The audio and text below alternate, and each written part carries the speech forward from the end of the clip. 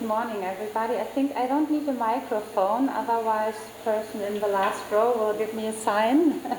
Okay, great. So I'm very delighted to welcome you to this panel discussion, calling social policy from an intersectional perspective, why, how, and by whom. And I'm very happy that we now have an hour and a half to discuss certain questions regarding to intersectional approaches, their epistemological added value to social policy research, but also the pitfalls that come into play with such a perspective. My name is Katrin Menke. I'm a postdoctoral researcher at the chair of sociology, transnationalization, migration and work at the Ruhr-Universität in Bochum. And I was a member of the former FIS research group Migration and Social Policy at the Institute of Qualification, Work and Skills at the University of Duisburg-Essen. And I conducted research on the labor market participation of female refugees in Germany. And I use intersectional approaches in order to integrate a gendered migration relations perspective and racism to the analysis of the interplay of social policies. And this is why I'm very much working with these concepts. I believe that intersectional approaches pose the question of social inequalities in a different manner. First of all, they ask about systematic exclusions based on the interplay of social categories such as gender, race, and class. Second, they focus on power relations, on different levels of society, for example, discourses or policies. They call for a historical contextualization of categories, discourses, and policies, and they consider also further actors and perspectives as significant, for example, such as the lived experiences of marginalized or invisible groups. And this is the last point, I think, that come along with intersectional perspective. They force us to reflect more about who is or who is not conducting research and how we do that. So in short, intersectional approaches call for a more complex and a more representative perspective on social policy, and the question of representativity of politics and research was already addressed by Julia Schwanholz at the FIS-Forum evening event on day one at the FIS-Forum. So what we are going to do here today is that we take up the necessity of intersectional social policy analysis, and we want to discuss which current omissions in science and politics can be or could be avoided, how intersectional analysis can be implemented also in quantitative research, and which actors and instruments are necessary for such research and policies. And for this purpose, I invited representatives from science, but also from welfare organizations and from political consulting, which I will now introduce to you. So I'm very pleased to have won over, I would say, a grand dame of intersectional social policy research to co-organize this roundtable discussion, Professor Dr. Fiona Williams. She's an emeritus professor of social policy at the University of Leeds in Great Britain. She's an officer of the Order of the British Empire. That's kind of the British equivalent to Bundesverdienstkreuz. Sorry about this name. The British Empire, yeah. We are absolutely in the topic already. And a fellow of the British Academy. She has published widely on gender, race, migration, and care in welfare states for over 30 years. One of her seminal articles, Race, Gender, Class in Welfare States, a Framework for Comparative Analysis, was published as early as 1995. So her latest book, Social Policy, a Critical and Intersectional Analysis, was joint winner of the British Academy Peter Townsend Prize in 2023. And it examines what the crisis of racialized borders of care and of climate change mean for the future of welfare states. And the central concern to you, Fiona, is the articulation of prefigurative thinking from social movements, and you are currently the social science editor of the Journal of the British Academy. Very warm welcome and applause.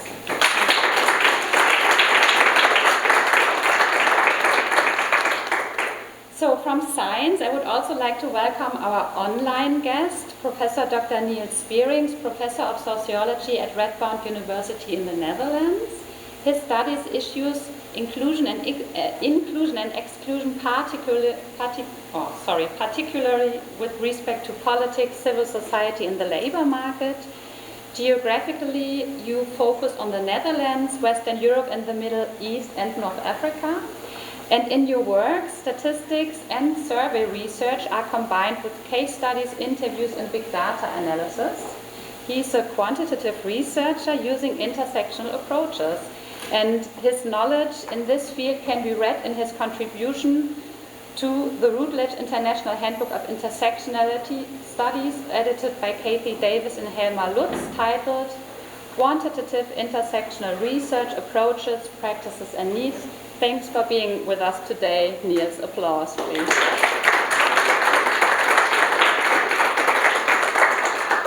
So, and also on the podium with us is Duygu Bräuer.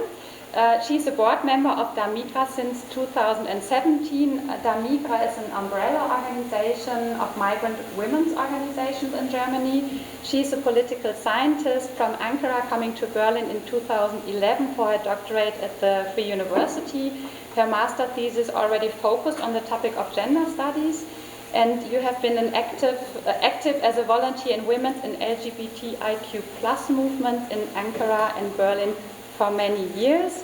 And as a freelance lecturer, Duygu Bräuer gives seminars on gender studies, queer theory, participation, and migration. And you are also active in political education work. So nice to have you here. Thank you. So last but of course not least, I would like to welcome Dr. Julia Lux on the plenum. She works at the Observatory for Socio-Political Development in Europe, which is part of the Institute for Social Work and Social Education, the ISS, in Frankfurt am Main. The ISS, by the way, was founded by the German Workers' Welfare Association, the AWO. The team of the observatory analyzes socio-political developments in Europe and their potential impact on Germany. You publish working papers, you monitor European social policies, and organize European expert meetings. Julia Lux herself has studied political science and French philology in Potsdam and Pau, and followed by an MA in European politics and policy in Manchester and a PhD in Tübingen.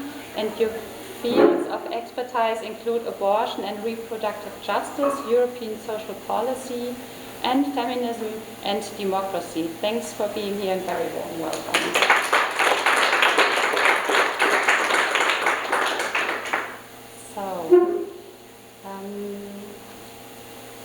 After introducing everyone, I would like to give or encourage you to give a first statement maybe from each of you. I would like to know more about what does intersectionality mean to you and to your work. So what is your approach, or how do you approach intersectionality in your work?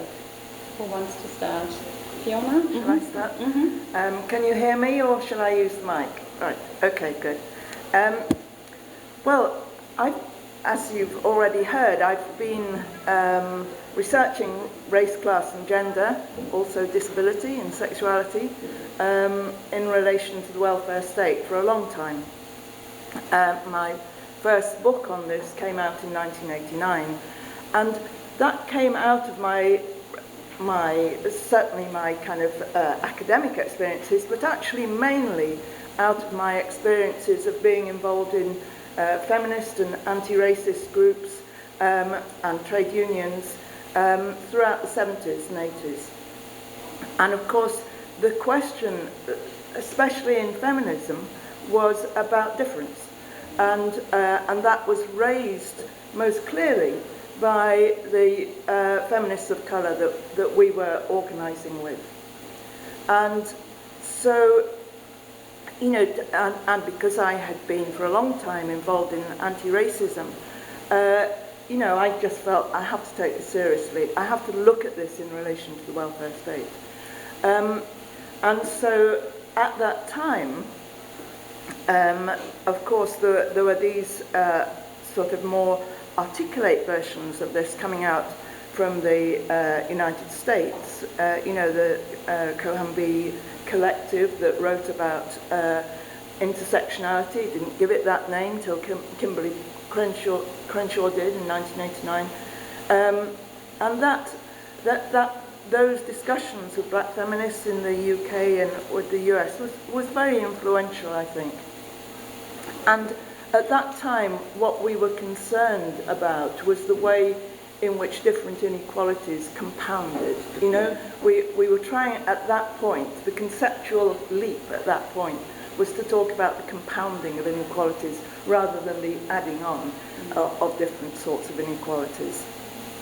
And of course, what came out of the work, Bell Hooks and all of that work in the States was that what they were looking at was the social relations of power and inequality, and how these shifted and changed over, you know, the contingencies of time and place. Very important, a much more fluid analysis to how power works, how inequalities work. Now, in this century, you'll have to tell me when to stop. In this century, long history, a lot to say,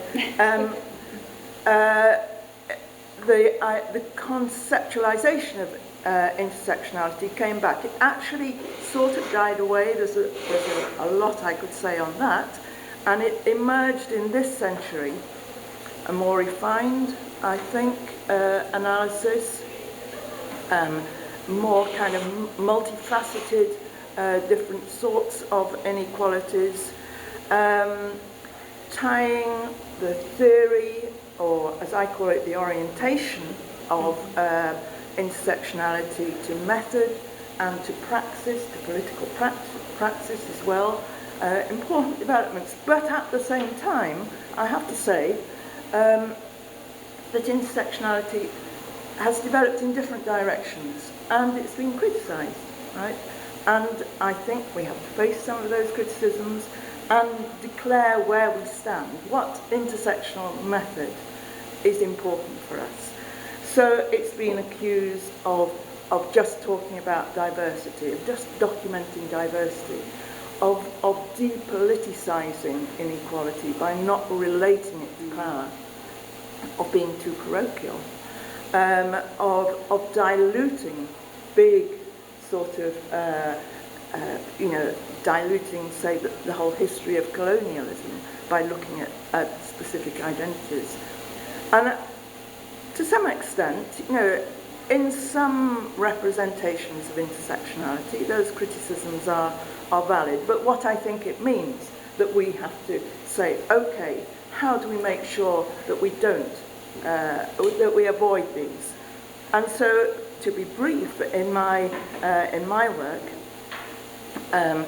I find it very important to combine an intersectional approach with a political economy approach, so that we're talking about structural issues of inequality, so that, and to tie that to how a political economy approach, and I should say one that has been refined by feminists and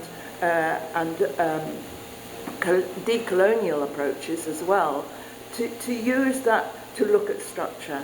And therefore, on the one hand, what my work does, and I'll look at this in a moment, is look at the different scales at which we can analyse intersectionality, at the interpersonal scale, but also at the national context, the historical context, and also the global context. And it's that multi-scalar approach which, for me, has been important to re-look at the welfare state. Also, what's important is to tie this into political practice. What does this mean? But I can come back to that later. Yeah, thank you very much. So you already touched upon a very important question. What is intersectionality? Is it, you said, an orientation, a method, a theory, a political praxis? So I would like to ask you, Duygu, what kind of a approach, or how do you approach intersectionality in your daily work? I mean, as a representative from an organization, of a migrant organization focusing on women, you already always have to talk about some intersections, don't you? So, yeah. Yeah, as DaMigra, we have over 70 migrant and refugee women organizations as our members. So we need to take the intersectional as a key element for our work, because it enables to show actually to us and to everyone in Germany the approach of generalization women or the migrant women is wrong actually. So we have different needs, we have different demands and different experiences of the inequalities and the discriminations in Germany. So it's as DaMigra, we are using this perspective or this approach to make our voices heard and to make our needs to be seen actually. So as a woman actually, coming from Turkey very late at this stage to Germany, is the sexism that I am experiencing actually is different from the women who identifies as white German women actually, and it differs all women, and also it's very good to know that this structural and institutional discrimination and inequalities, this intersectionality is a very popular word in German policies right now, but implementing that we are going to talk about later, so I can show some basic examples. Implementing is very problematic actually. This patriarchal view of the, how can I say, the patriarchal view of analyzing the woman as a homogeneous group is always there. Also in the women organization, German women organization. So it gives a, I mean the intersectionality also we see that as a self-reflection process. And makes awareness about privileges, power, relations, and also we can analyze our internalized sexism and racism. Of course, this is the theoretical approach, but I mean we need to put some juridical, political process after this word. I mean, talking about the intersectionality is not enough to implement or to try to eliminate all the different inequalities and the discrimination. Okay, yeah, thank you very much for this first impression. Julia, I'd like to hand over to you. What would you say, what is your approach to intersectionality, and do you use the term when you do your daily work?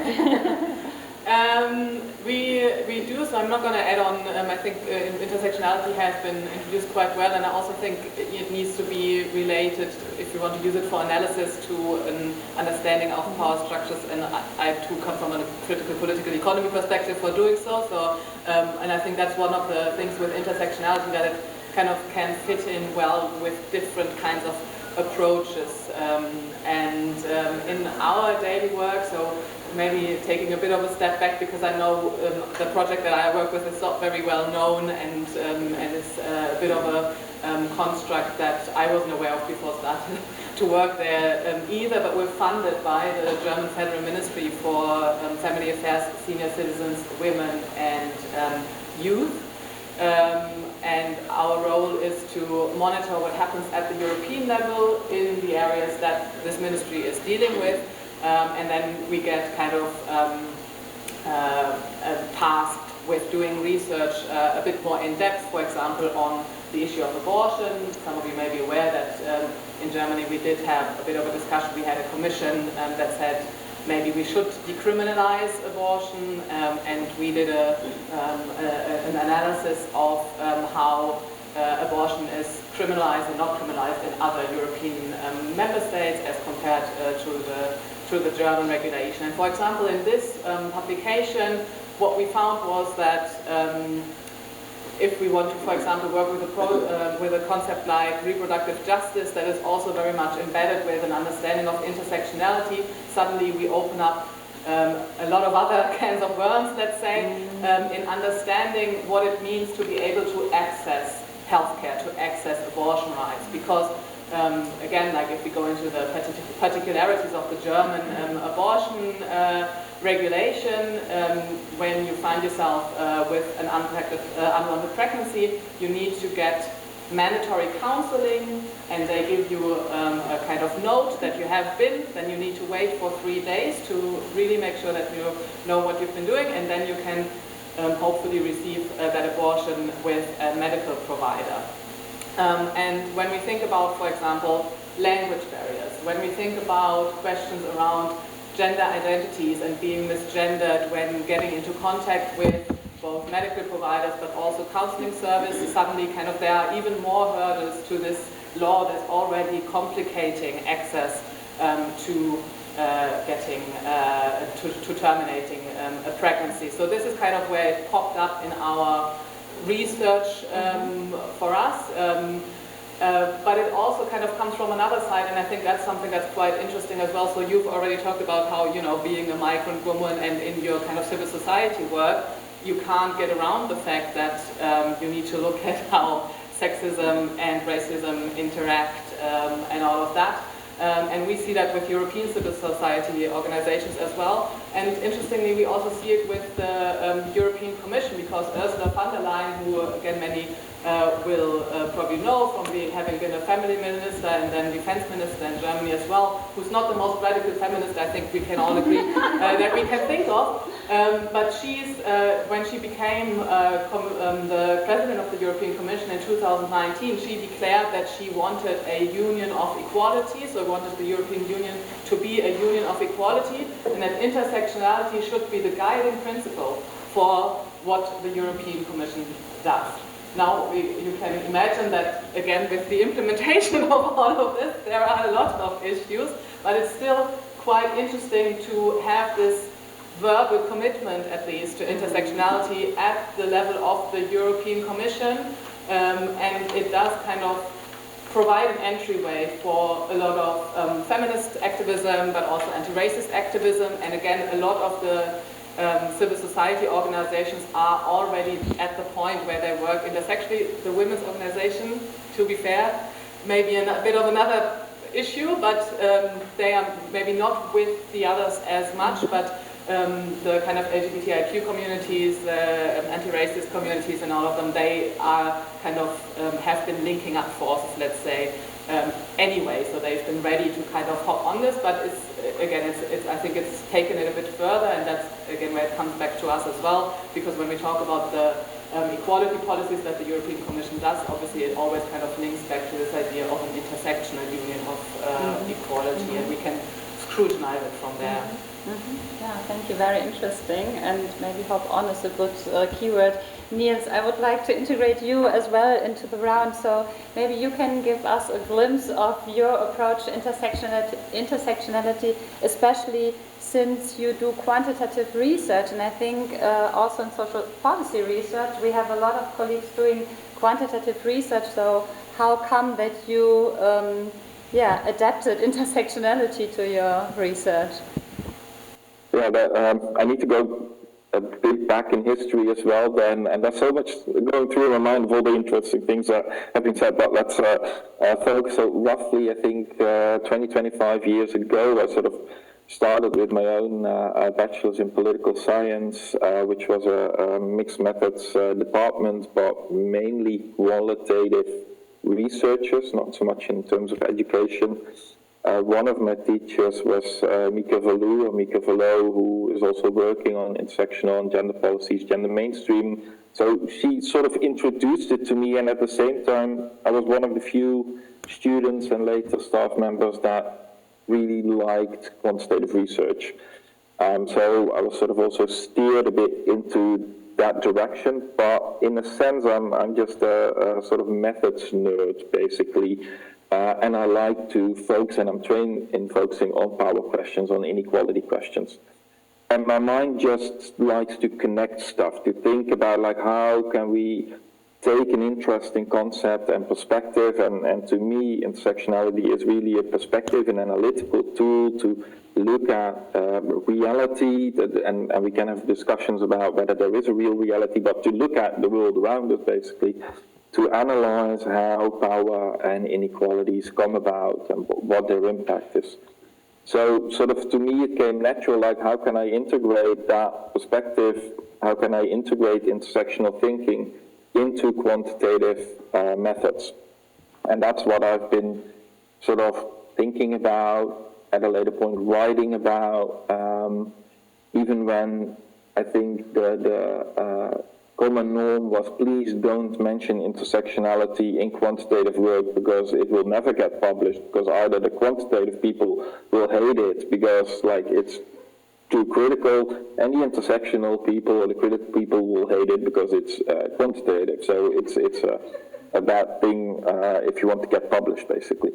But that has shifted, I think, in at least shifted partly.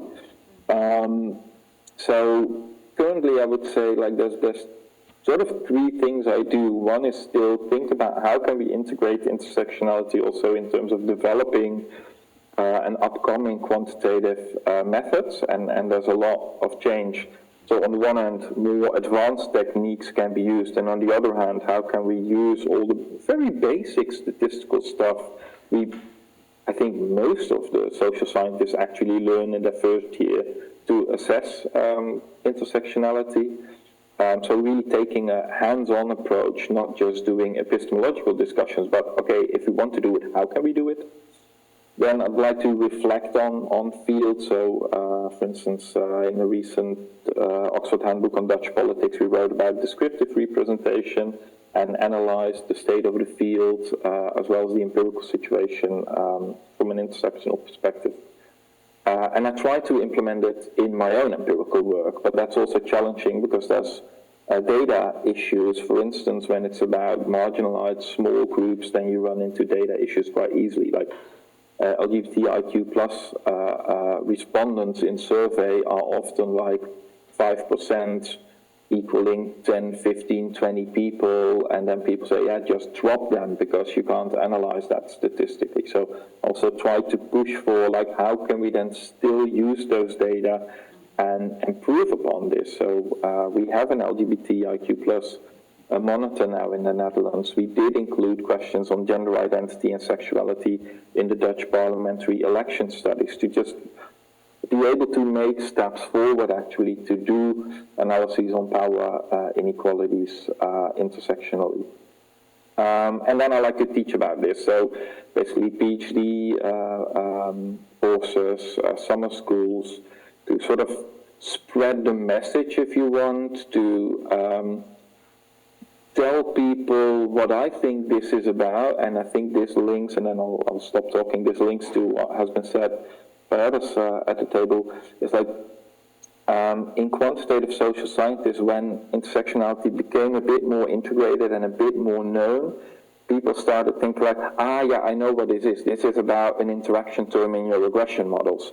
And yes, that is a way how you can do it, but it's neither necessary because there's other ways to do it, and it's not sufficient because you sort of forget the history of intersectionality and that it is about looking at power, looking at inequalities, looking at social structures. So not every interaction term in a regression model equals intersectionality. So I'm also trying to, let's say, guard what it is about so that you cannot simply use the label because now it is kind of a buzzword in some fields, in policy making as well.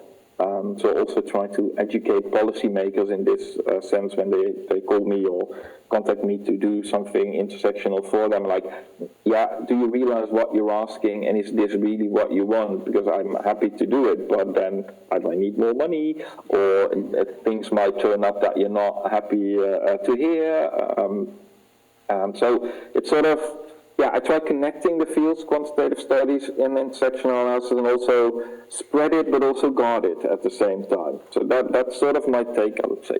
Okay, thank you very much. I can only imagine that there are extra hurdles if you come or want to do quantitative research. And still, you all mentioned that you keep on working on keeping intersectional perspectives in the analysis. And I would like to know from you what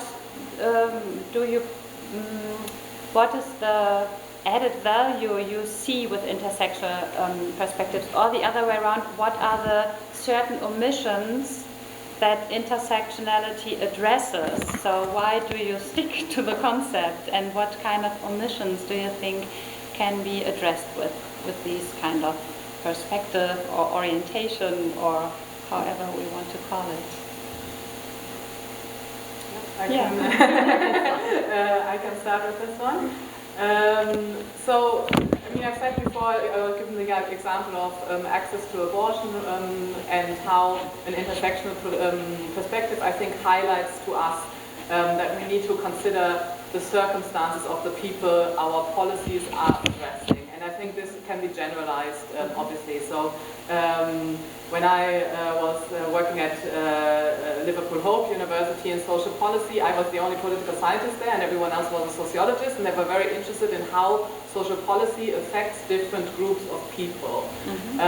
And in order, obviously, to kind of maybe correct or evaluate the policy. And I think where we kind of try to go in now is trying to think about how we can change how policy is made in order to avoid that we have a situation where we produce a policy that doesn't even reach half of the people we want to reach, and all of that. So the question of how policy making can be intersectionalized as well, with the expectation that then the policy will be more intersectional, I think is quite important there. And I think maybe one more concrete example of how intersectionality helps us think about omissions in current policies is the recently agreed upon directive against for combating violence against women and domestic abuse in Europe. Because what we did see was the Commission proposal as well as the European Parliament say we need to consider the very specific situation of migrant women and people with kind of very insecure status, and their ability to, for example, go to security force, go to the police and talk about what's happening to them. And in the Council of the EU, this kind of got kicked out again. But I think this is again where, if we think about things from an intersectional perspective, we see that we're not protecting all women, if you will, or we're not even close to thinking about all the different ways that heteropatriarchal violence affects people differently, and again the circumstances under which they are able to access rights that might be provided to them, or protections that might be provided to them. So this is, I think, again where intersectionality is quite crucial. And I think one very last point, I think intersectionality also helps not just kind of for analysis and science and understanding, but politically as well, to think about building solidarity between different groups. Because obviously we think about how people have very specific circumstances and very specific experiences, but I think when kind of you are in a group that has experienced certain discrimination, you can more easily relate to people who say, I'm also experiencing discrimination, maybe in a different way, maybe in a heightened way or something, but I think like if you have an understanding, for example, of microaggression or something like that, because you experience it yourself on a certain spectrum of all these identities that there are, where we know about inequality and power imbalances, again, I think it can also help us build this community. And I think you said before, there's a criticism that we're dividing too much with intersectionality, and I think that's not actually how we should work with this concept, because it does allow us to say, if you say you're combating violence against women, you need to think about all the women, please, and make sure, and all the women staff, to be honest, but yeah. Okay, thank you. Yeah, I can continue from there because you named this violence against women. Yeah. This was also an example that I worked with.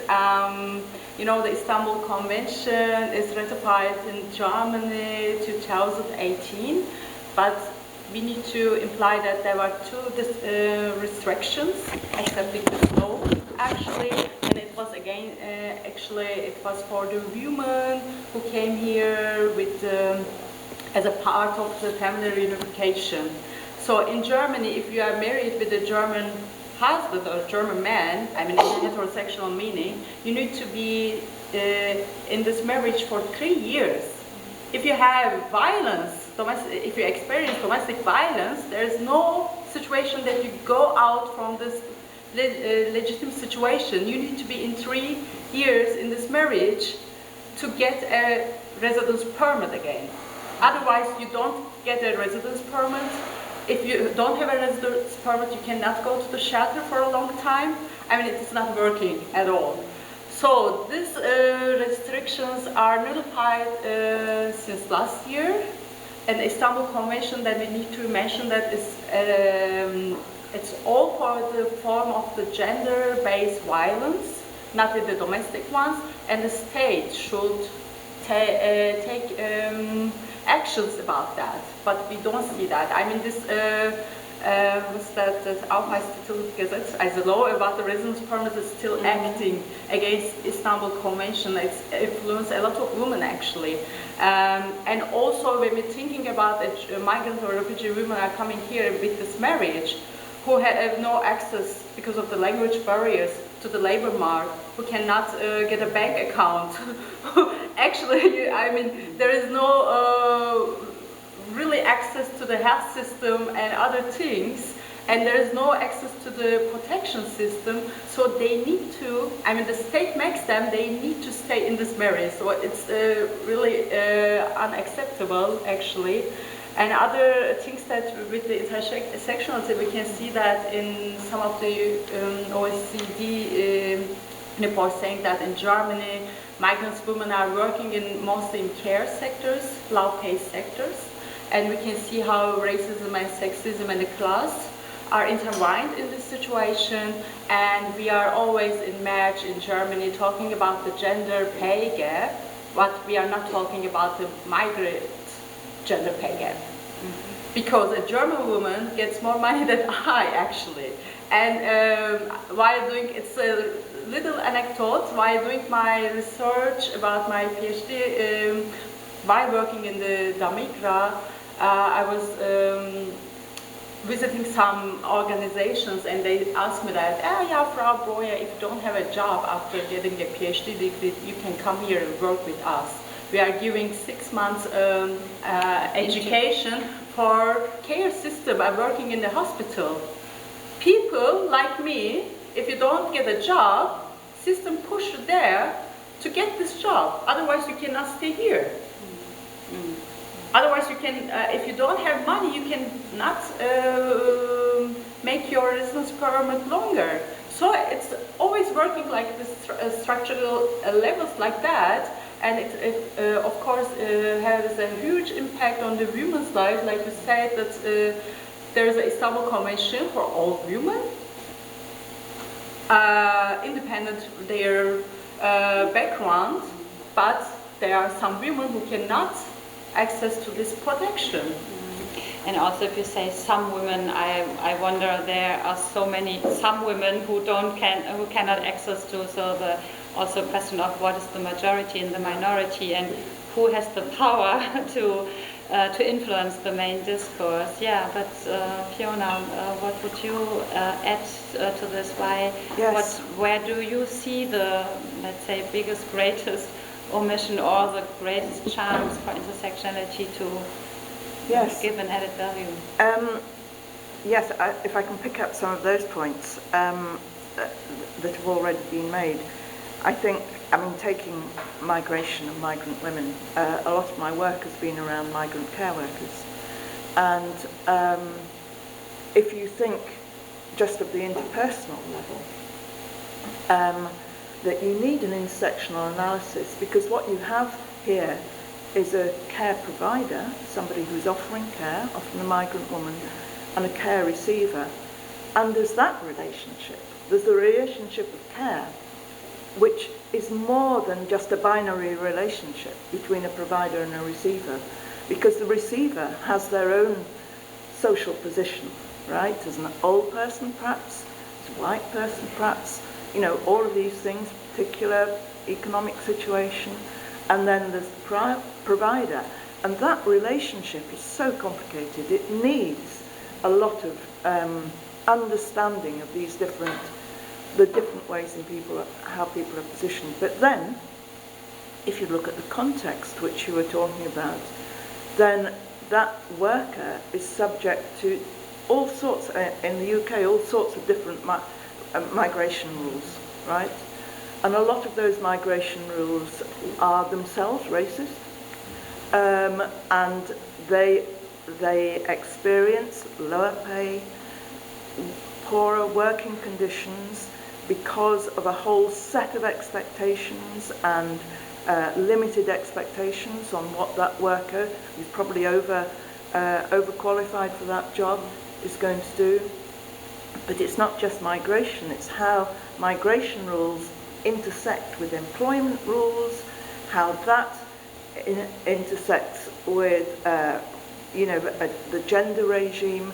There are, at that level, and the care regime, there are a whole number of policy intersections that actually you have to look at. And then, I mean, in my own work, I've related that to the transnational political economy of care, and how, you know, migrant women come from particular countries that are geopolitically placed in different situations in relation to the country that they go to, perhaps connected through a colonial past, perhaps connected through, you know, the difference between a low-income country and a high-income country. So, you know, those intersections work to explain the particular situation a migrant care worker might find herself in. You need these kind of outer rings of understanding intersectionality, I think. Can I come back to the question about alliances? I absolutely agree. I mean, when I was saying about political praxis, I think where those groups, and there's a very interesting article by a colleague of mine about a group called Sisters Uncut, which is, you know, anti-austerity group in England, how they have tried to incorporate intersectionality into their own reflexivity about how to operate together. And then you've got other groups who are working on who are trying to work on sort of housing and racism and, you know, the environment together, you know.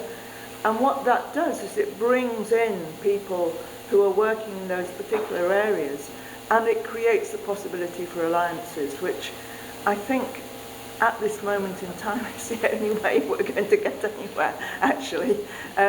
So I think it's really important at that level.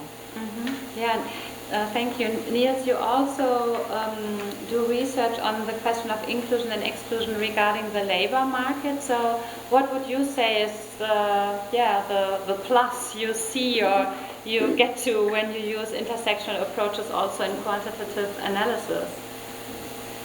Yeah, I think partly it links to this discussion, at least also in terms of policy making. Quite recently we did a study for the Ministry of Social Affairs, and I think by using an intersectional perspective to data you can get a better understanding of societal problems and of policy effects in a sort of language that is important to policymakers as well. So it's on the one hand an analytical tool that we can use in science to understand these processes, degrees of discrimination, for instance, in the labor market.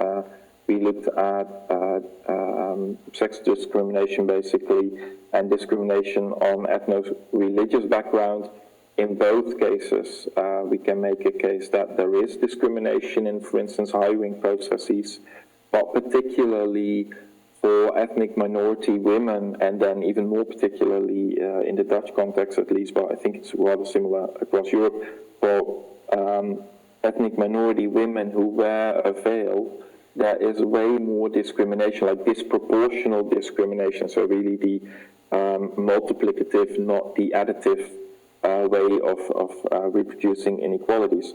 And by bringing that intersectional perspective to the data and to the studies, we understand that, we get better what's going on, and then we need to delve deeper. Why is that? Well, in this case, I think it's in a way quite easy to understand what happens in the process of hiring here, but also to sort of first make clear that this is an intersectional policy and societal problem that you cannot address by simply trying to solve the labor market discrimination of women and by simply trying to solve the labor market discrimination of ethnic minorities. So it shows that complexity.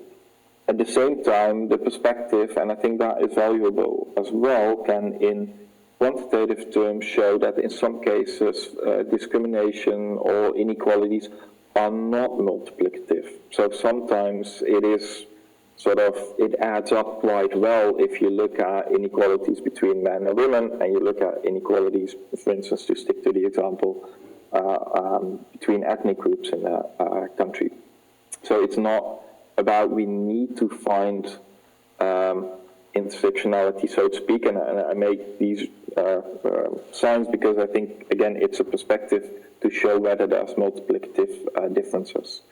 Then, if I may add one more thing, I think it also, like, you don't need an intersectional lens to do this, what I'm going to say next, but it sort of does force you to do it, so that's why it's very useful as well. It helps you to reflect on certain practices and on how you deal with data. So someone just mentioned also like small minorities. A lot of work on survey data has as a goal to generalize about a general population. So if you do studies and you generalize on the best survey you can imagine, like a really representative data set, still your results are not internally valid for LGBTIQ minorities because they make up only 5 to 10% of your data most probably. So the outcomes that you get are dominated by the 90% in their data. So to actually understand whether your results hold for that group, for small minorities in society and therefore often in data, you need to take an intersectional lens to sort of think, wait, might this work differently?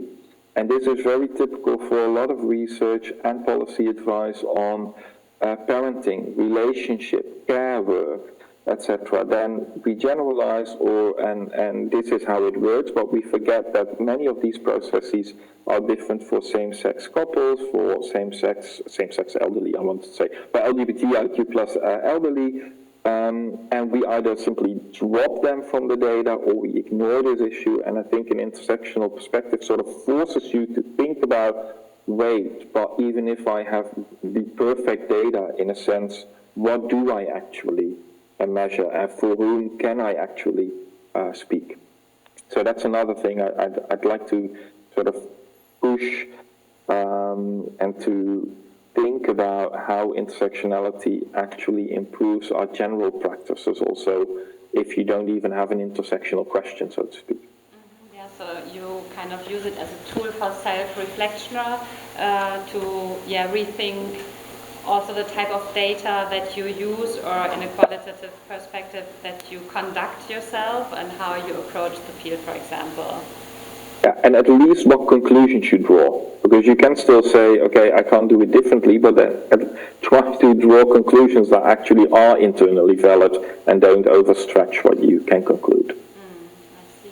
Yeah, I mean, this also is a good bridge to the next question, and this address maybe primarily the researchers now, because I really, I also do teaching, and I experience a lot of interest also from student side on intersectional approaches, and they always are totally overwhelmed by its complexity, and they also always ask me, but how can I do it? How do I do it then in the end?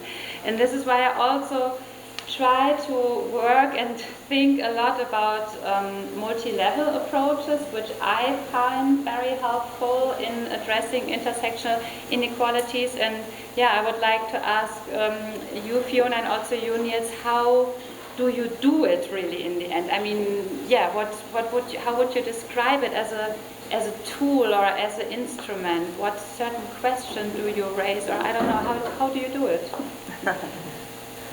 Fiona, yeah. Yes, I mean, exactly. That's what students will often say is, you know, oh gosh, well, you know, how much more do I have to take account of? And I just say, well, you know, unfortunately, you're going to have to learn about how different groups live their lives, you know, and it's very, I mean, it's, well, what I'm going to say is it takes us back to originally what students are being taught anyway in their courses. You know, if you can't expect people to take on an intersectional approach, say as students, you know, if they haven't if they haven't got a course that has taught them about the whole question of the nation and who is supposed to comprise the nation, you know. So that's what I would begin to say, is that you have to really look at your whole curriculum and see what students are being taught, because they may have a valid sort of response when they say, oh, but I don't know about these things. So that's one thing. It's the curriculum, that the curriculum is also talking about, you know, the experiences of LGBTQ plus people and the welfare state. It's talking about the history of the welfare state in relation to race and gender and so on, and teaching those things in an intersectional way. But I would like to just to be conceptual for a moment. I mean, I think one of the most important points that in my work has been to really explore that concept of the nation, and because the welfare state, which is my subject, the welfare state in most industrialized countries emerged at the point of time when the nation was becoming defined, right? And that nation was defined in Britain, in Germany, everywhere. That nation was defined usually at that time in terms of an imperial nation. It defined women in a particular situation. It had an imagined understanding of who it was who made up the nation. And that has continued in different ways through the histories of welfare states. So when Duygu was talking about migrant workers, it relates to that whole history of who is part of the welfare state, who is allowed to have access to healthcare and these sorts of things. So all of that, I think, is necessary for students to be able to take on this. It depends on, you know, on the curriculum that they're being taught. And I say this with some feeling because the book that I wrote recently was partly in response to the Social Policy Association in the UK doing a review of race and racism in the curriculum, but also the representation of race and racism amongst university staff teaching social policy. And, you know, this is absolutely crucial. And they found that whereas racism had been part of university courses up until the turn of the century, suddenly it had gone down, you know. And there's been a big push on, you know, how to decolonise the curriculum. And that is very important. So that's, you know, there are other things I could say, but that's what I'm going to input here. Okay, thank you. And Niels, what would you answer? Yeah, I was thinking about students. At the most general level, I think it is demanding. Let's be fair, because you need to know about different societal groups, cleavages, identities. So you need to know about more things basically to do your analysis, because if you only focus on gender, you only need to know about that. If you focus on multiple intersectional identities, you need to be sort of literate in each of them, as well as the more substantive field you're working on. So I can't make that easier. At the same time, it's great fun. You are in between fields. Some people might find that scary. I think it's sort of the best place to be, because there's always knowledge gaps and innovation there. And simply start reading stuff, not only sciencey stuff, but also books. Just start reading books, be interested in people's lives. That can help. So that's the one. It is more demanding. Mm-hmm. On the other hand, I think we shouldn't be too scared, and that's some of the points I tried to make in some of the chapters and articles I wrote about this. It's like, and this is also a message to ourselves, basically, like, let's be fair to people trying to make these steps. So don't judge the research on it having to be perfect, but let's have a look whether does this make sort of a next step compared to the knowledge that we have. Do you try to push the field just at least one step further also in terms of grasping the complexities of intersectionality? And there's always an intersection you won't be able to address or you don't do justice. But if you can make the argument that at least you add some understanding of another intersection, let's be sort of fair to each other and value that and not smash it down if you're a reviewer for a scientific journal or something like that. Mm-hmm. And then specifically for quantitative research, actually, if you know your stats, if you can do your quantitative analysis, whether it's a very basic 101 level or it's a very advanced modeling technique, I think you know enough if you have the conceptual knowledge of intersectionality, because it's not a separate method. You can apply your standard quantitative methods and tools when you do intersectional research. It's about what perspective you bring, analyzing the data, and of course you need proper data, but with basically all existing data, you can make that at least that one step more. So I think that's also something, particularly for students, junior researchers, like, don't get scared sort of by the vision you have or where we want to end up in, like, at the end of your career, because that's fine if that's at the end of your career, and probably you won't even need that at the end of your career, but let's try to make one step at a time. Like, what can I do with the data I have available now? How can I analyze that better in an intersectional way? And that you can do that with crosstabs and descriptive statistics if that's your thing in your field. Or you can use a multi-level hierarchical model or a MIDA MCMC model, great fun in the more complex modeling techniques as well. But yeah, that's all possible.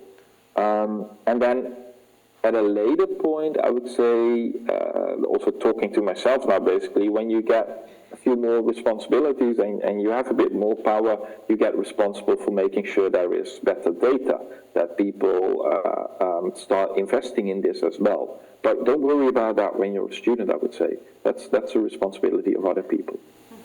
Okay, yeah, thank you very much. I would like to raise one more question to the podium before we open up also for the audience. I'm sure you have questions and I will give you plenty of time to address us with questions. We talked about the implementation part and the tricky part of it. So I would like to encourage you to tell us more about your experience. What is difficult, or what are the pitfalls or the difficulties you experience in your everyday work when you come along with your intersectional approach? Yeah. Mm-hmm. Do you want to start? Yeah. Yeah. Sorry for the cough. Actually, don't worry. I cannot talk about like the researcher level, but I can give it one concrete example. There is a CEDAW alliance in Germany. I mean, there is a CEDAW, it's like the Istanbul Convention, a convention to eliminate all the discriminations against women. More than 30 years, I think. And in this alliance, there are more than 30 women organizations in Germany, and they are coming together every year to criticize Germany, what it's not done in regards to CEDAW, actually.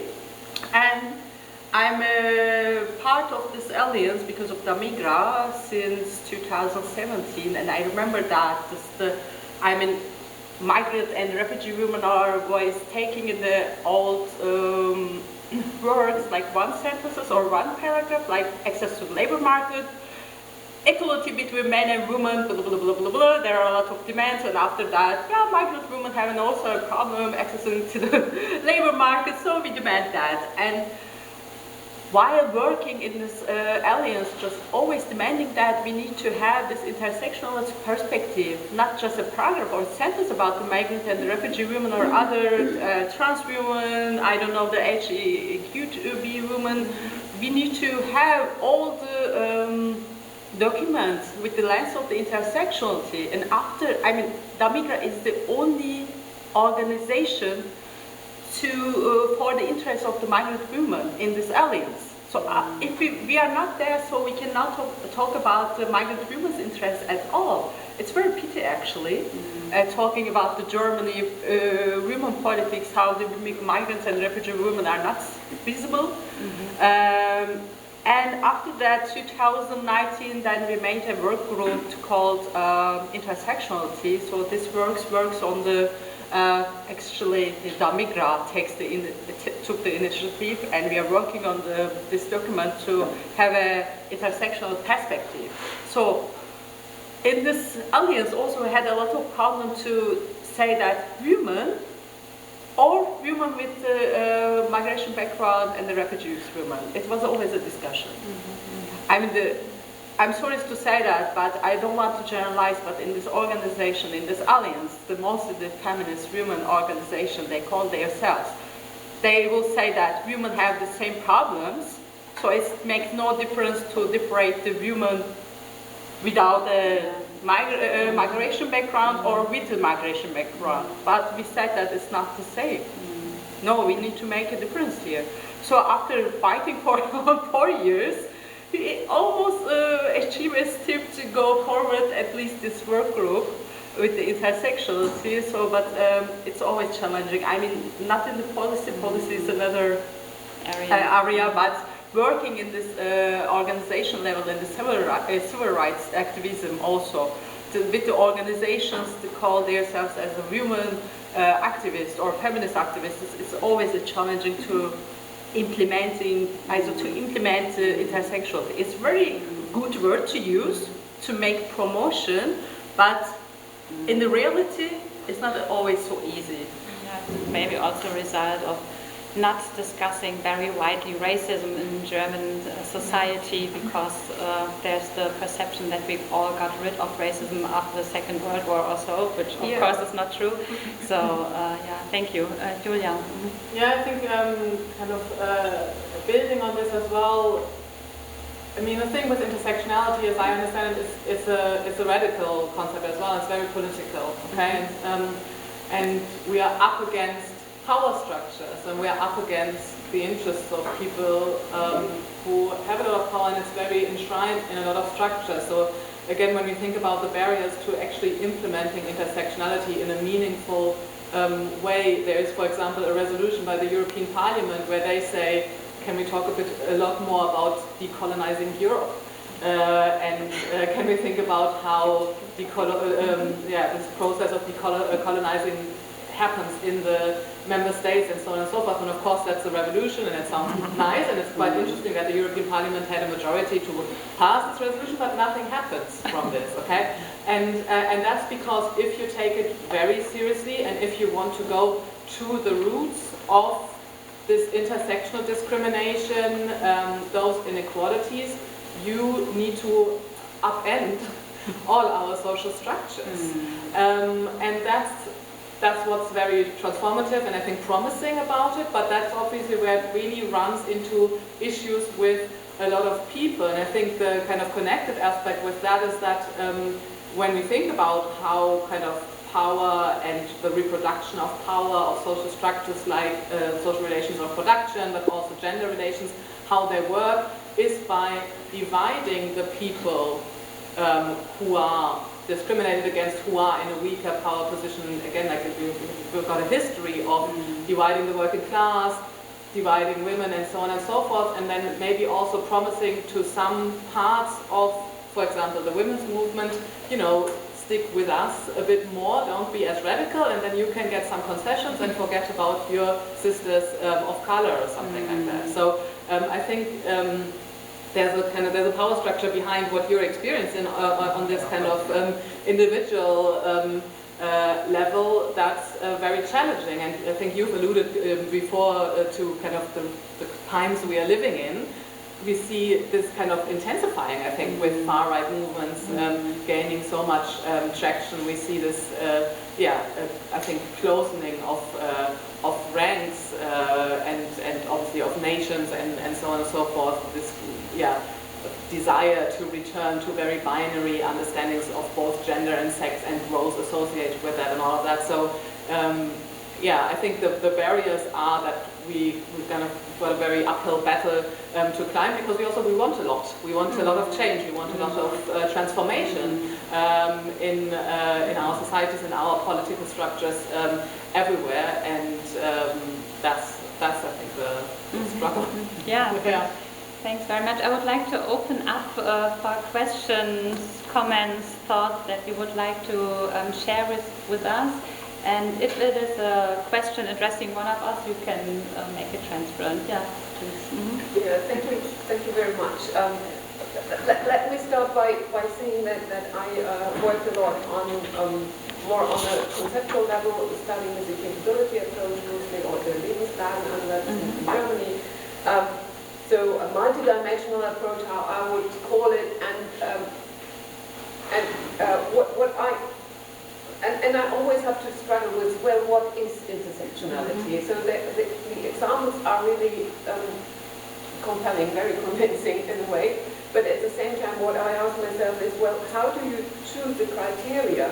So there's gender, class and race, which is always mentioned, all right, but then, so are the criteria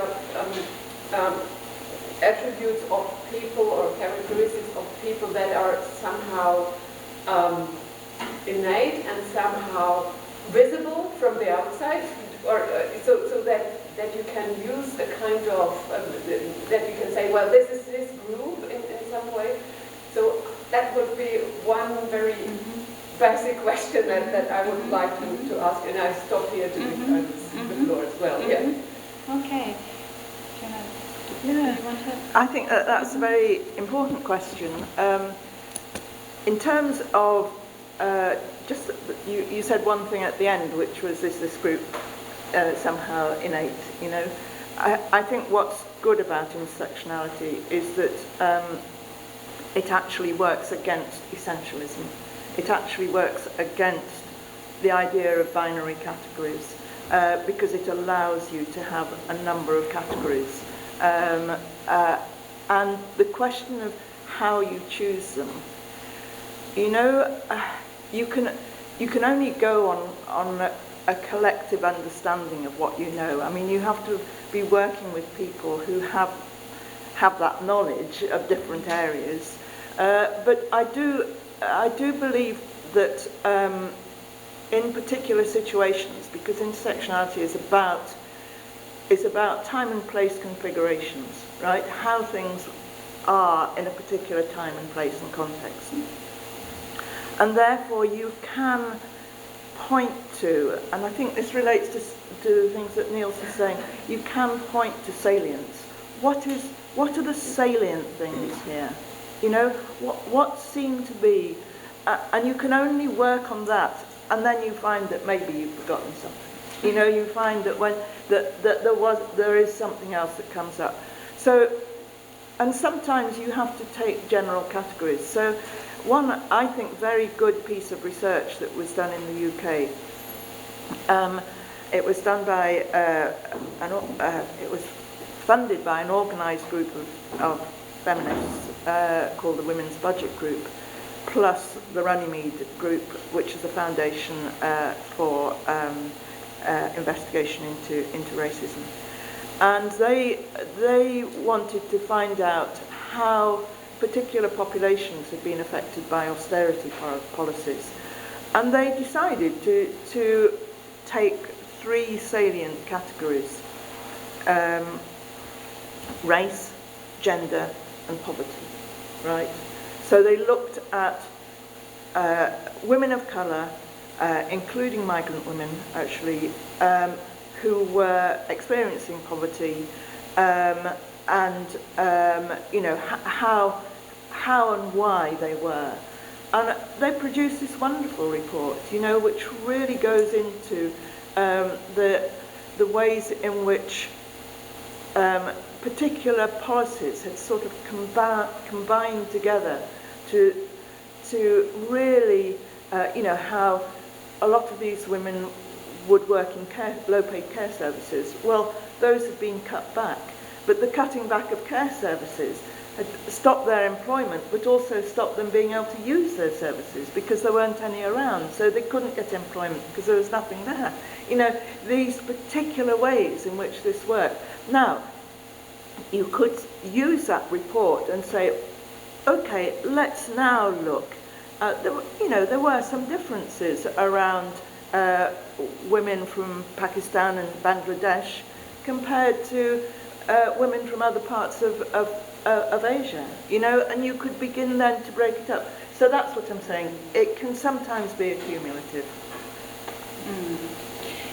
Yeah, I would like to add that as a qualitative researcher, I would always also argue for what is coming from the field, or what are you seeing in the material? How can I? Because my part is to reconstruct what is in the material. And when I started my research on women or refugee women coming to Germany from foremost Arabic countries, I didn't expect, and I think it was very naive from now, to deal so much with religion. But there were, the majority of them wear the headscarf, and of course, racism against or anti-Muslim racism was a really huge topic. I think when you now conduct research on female refugees in Germany and the labor market participation coming from Ukraine, I would have some doubt if religion is such a big thing. So I would say it has to come from the field or the material, but I would be very curious, Niels. Yeah, what? Can I just say one more thing on this? Yeah, one more thing. Yeah, and then Niels.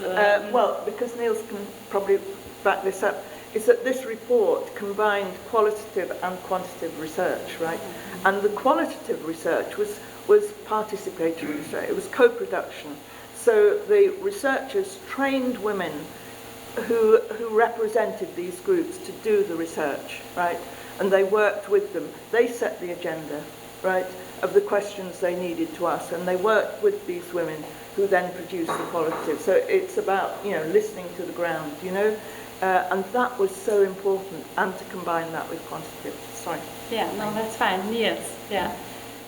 Yeah, I think all the reasons you already mentioned, I can only underscore.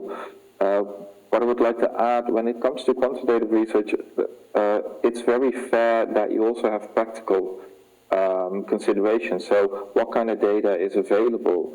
What kind of funding is available? This also holds for what kind of questions do I get from governments. But also, what's your personal interest? I think that's also a valid consideration. There's only so much you can do in a lifetime, so you have to sometimes make choices in that respect. So there's a lot of considerations, and then most importantly, I would say, don't let this question paralyze you, because it sometimes ends up in not doing anything at all, sort of similar to what we discussed with students.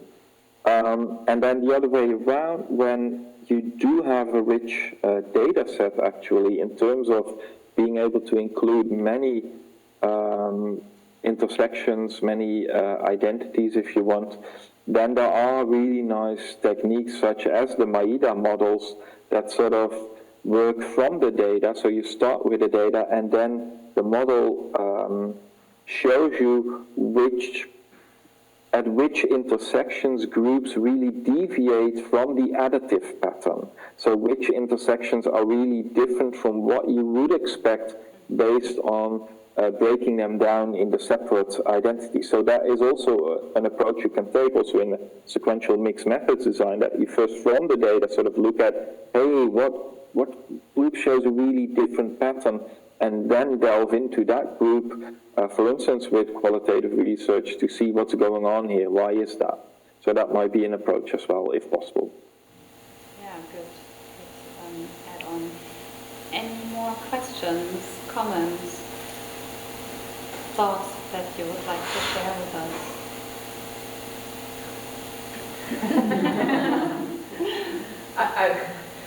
If no one else wants, yeah, feel free. I have at least one more to go, which is the question of, so you say a lot about intersectionality as an analytical tool, and as I said, I think this is quite compelling in several ways. But my question is, and this relates also to this policy application. So I found this example from the women's organization really very interesting, because, I mean, what kind of guidance can intersectionality give in terms of politics? Because I think in terms of politics, you would, I don't know, you would address the labor market or the education, and you would first address the women as a group or the migrants as a group, and of course, migrant women would fall somehow have this danger of slipping through because they are women and they are migrants, but somehow very often the policies will not really address their situation. So, but how can intersectionality really give guidance to this kind of, what policy to choose or how to address these groups? Yeah. That's a good question. Does one of you want to answer? Yeah. Maybe I go first and you can step in. Yeah, I think this is where refers us back to the question of, how can we make policy making more intersectional so that our outcomes are more intersectional. And one key thing I think is to talk to people who are affected. And we have a lot of civil society organizations who are already there. That's what I said before as well, at the EU level, but also at the national level. And it's about funding them as well, I think. But again, it's also about kind of getting them to the table where you're drawing up those policies. So it's not just within the civil society sphere, it's also within the policy making sphere, at the level of, again, governments and the public administration, recruiting people from different backgrounds, but again, also making sure that you are in contact with people who are, whose professional life is looking at structures, analyzing data, and who have this kind of understanding of how to include them. And I think, again, like with the EU and this idea that we have this intersectional union of equality, the EU has a gender equality strategy, an LGBTIQ strategy, an anti-racism action plan, a strategy for people with disabilities, and a strategy for Roma people, and then I think action plans for anti-racism and for anti-Semitism and so on and so forth. And obviously, like in all these, we have this kind of pillarization of our different groups, but in all, or at least in some of these strategies, we have an acknowledgement of intersectional discrimination, the need to address different groups. So I think kind of to push this forward in each one of these different strategies about how can we improve the lives of those groups, we need to think about the other groups and how it connects with those different strategies. Because again, we have already policy making that looks at those groups, and the connection, I think, is there from the civil society side, from the scientific side as well. Again, just bringing more people into the table of policy making, because policy making politics, I think, has a big issue with representation and being able to include. And then we also need to think about what structures are there that, again, make it more difficult to include those voices. But I think that's a good answer. So I can say two small things. I mean, these policymakers, they need to be open to accept that the migrants or refugee women or migrant people are expert about their needs and demands, not always trying to decide for them as well. So they need to be open about that, and also they are the topics to go to the political discourse very well. I mean, while talking about the migration, it's very political theme, so we cannot expect this openness or the awareness about that. But like you said, that intersectionality enables the solidarity. So my wish or my demand about that will be the self-reflection about that, and also gives the agency and empowerment to the migrant and refugee women or marginalized people or activists. But power sharing is also important tool, I think. So through redistribution of the power, relations, and the resources, and in terms of the giving some places and the sound and the, I don't know, the financial resources to the organizations from the mainstream communities, I think it opens also another way to demand the implementing the intersectionality in the political mean. Yeah, and it's also very true for social policy research and the community who is conducting research and who is invited to take part. Yeah. So we are unfortunately running a little bit out of time. I mean, we started later, so I don't want to cut off at 12. We arranged a little wrap up, or we decided that Fiona can make a little final remark at the end. So I would like to invite you to give a little final impression of this discussion. Yeah. Well, I hope you agree, and I hope you don't mind me saying, because I've been part of it, I think this has been a very rich discussion. And, you know, I was thinking, you know, just this discussion to show to students, you know, or to show to the civil society organisations, just the discussion, you know, a film of the discussion, you know, would, oh, it's being filmed? I think so. Oh, right. Well, DFIS should sell it. And spend it to DaMigra. to give it free to some groups and sell it to others. On YouTube. Yes, that's right. Because I've learned as well, you know, and I think that that's the whole thing, isn't it? We're all in the process of learning how to do this. We know that this is a very important move forward, right? Because, I mean, you know, I've been in these politics for years, and I've been around welfare issues for years. You know, how do you recognise universal policies with difference? You know, that's been the question for 50 years. And here is a research method, a teaching area, a politics, a kind of policy making that begins really to tackle this. So some of the, oh, what a lot, I can't go through all my notes, but I think to try and remember the key things. As far as policy is concerned, but also as far as politics is concerned, it's about voice and visibility. It's about ensuring that those groups who are often not heard have a voice. It's about ensuring that those who are not seen are given visibility. Secondly, it's about understanding that that question of voice and visibility is about power, as you just said. And addressing power requires quite a lot of self-reflexivity to begin with. What are my privileges?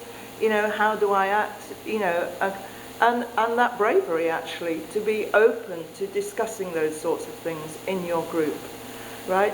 And that idea of reflexivity attached to intersectionality, when a group, I mean, I think it's very interesting what you were saying about this alliance of German women's organisations. So one can imagine perhaps if they were to take an intersectionality principle, not just take the principle, but actually sit down with people and discuss, you know, what their own experiences are of being marginalised, what their own experiences are of privilege, of entitlement, all of these sorts of things. I think that those really open the things out, these questions out. I think also what you're talking about is, to use the term, is mainstreaming intersectionality. Yeah, I mean, I think that's one of the goals, yeah, isn't it, that we're talking about here. So and the process of mainstreaming it in teaching, in research, in policy and in politics, you know, they're not that different, but those are the places that they have to be.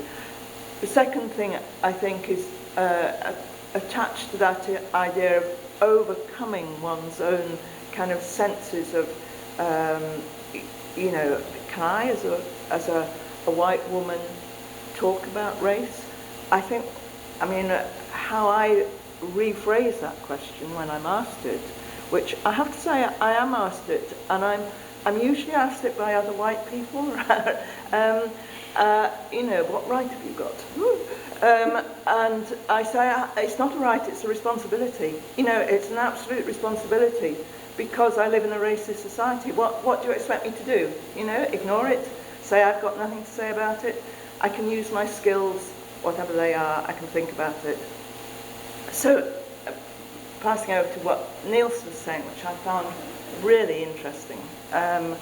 I think you encapsulated the discussions we were having here and applied them to how to do quantitative research. And I mean, it's actually inspired me to kind of think more about that. My area is qualitative research, but I think you've made a case which is very important for why we should do it and why we should be open to kind of an interdisciplinary ways of approaching it, which is very important. So I think that's it's getting on, so I think I shall finish there. Yeah, thank you very much. Thank you, everybody. Thank you, the audience and the podiums. Thank you, Niels, for coming here, for discussing with us. So I was very happy to have you all here, and we can go on for further discussions next year in the coffee pause or wherever we meet again. So thank you very much.